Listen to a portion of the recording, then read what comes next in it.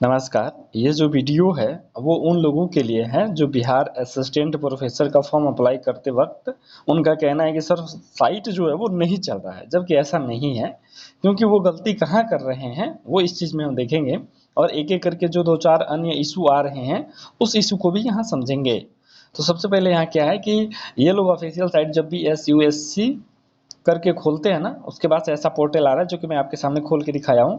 फिर यहाँ ये क्या कर रहे हैं लोग, नीचे आ रहे हैं और यहाँ एडवर्टाइजमेंट करके दिया है, या आप नीचे देख रहे हैं नोटिफिकेशन के तौर पे ऑनगोइंग अपॉइंटमेंट क्या चल रहा है उसके आधार पे यहाँ दे दिया गया है लिंक करके। जो नए नए अपडेट आ रहे हैं वो यहाँ आ रहे हैं। लेकिन उसके बाद से उन कैंडिडेट्स का कहना है कि सर अप्लाई कर रहे हैं तो साइट काम नहीं कर रहा, और वो लोग क्या कर रहे हैं, यहाँ से अप्लाई ऑनलाइन कर रहे हैं और जैसे अप्लाई ऑनलाइन कर रहे हैं तो वैसे ही सर्वर एरर का आ रहा है। और इसी समस्या को लेकर के वो काफ़ी ग्रसित हैं। उनका मानना है कि साइट ही नहीं चल रहा है। लेकिन मैं आपको बता दूं कि ऐसा शुरू से ही हो रहा है और अंत तक का नहीं पता कि क्या होगा, लेकिन ये चीज़ें शुरू से हो रही हैं। तो आपको ऐसे करना ही नहीं है, ठीक है। आपको क्या करना है, मैं एक लिंक दे रहा हूँ ना, उस लिंक से आप डायरेक्ट अप्लाई कर सकते हैं। उस लिंक से आप डायरेक्ट अप्लाई कर सकते हैं, यहाँ आने की ज़रूरत ही नहीं है।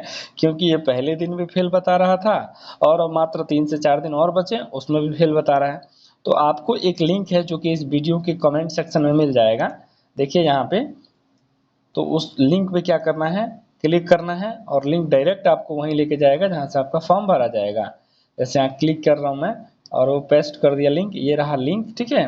और जैसे ही इस पर क्लिक करेंगे इसके बाद से ये जो लिंक ओपन हो गया, देखिए रिक्वायरमेंट, उसके बाद से लॉग इन बिहार सरकार, ठीक है। आप यहाँ भी देख सकते हैं, क्योंकि आपको यदि थोड़ा सा दिक्कत होगा कि नहीं, ये हो सकता है कोई फेक हो, तो पढ़िए यहाँ पे हायर एजुकेशनल डिपार्टमेंट बिहार, ठीक है, समर्थ एजुकेशन डॉट इन।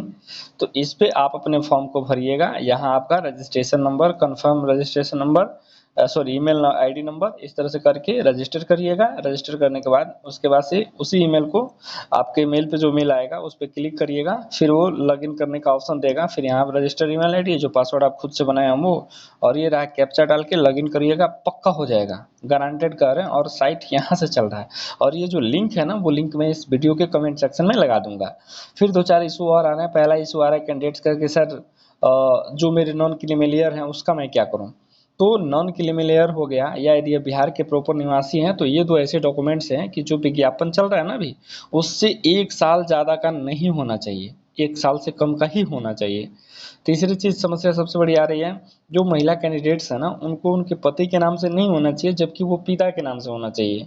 एक और तीसरी बड़ी समस्या आ रही है, इसमें एक कॉलम आ रहा है जिस कॉलम में कहा जा रहा है कि आपने पीएचडी रिलेटेड वगैरह नेट जेआरएफ के लिए एक ऑप्शन आ रहा है, उसमें आपको नो भरना है, ठीक है।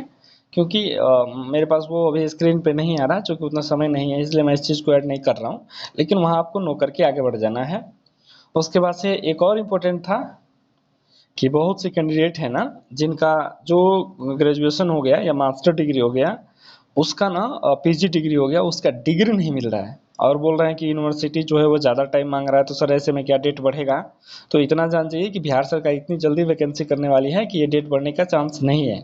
तो ऐसी स्थिति में आप क्या करें, तो ऐसे स्थिति में आपको बस इतना ही करना है कि आप अपने कॉलेज में एक प्रोविजनल करके आता है, उस प्रोविजनल के लिए अप्लाई कर दीजिए, वो 2 से 3 दिन में मिल जाएगा। उसी प्रोविजनल को लगा के आप अपने फॉर्म को सबमिट कर दीजिए। बाकी इन फ्यूचर में प्रोविजनल से भी काम चल जाएगा। यदि प्रोविजनल नहीं है तब आपको आपके यूनिवर्सिटी से टाइम जो मिलेगा उसके टाइम के अंतर्गत वो चीज़ें आपके सामने भी आ जाएंगी, आप लेकर के उसको इंटरव्यू में शामिल हो सकते हैं। तीसरी चीज़, चौथी चीज़ ये थी कि जो भी आपको इशू लगे वो इशू आप मुझे कमेंट में बताएं, मैं उसकी पूरी निदान जरूर करूंगा।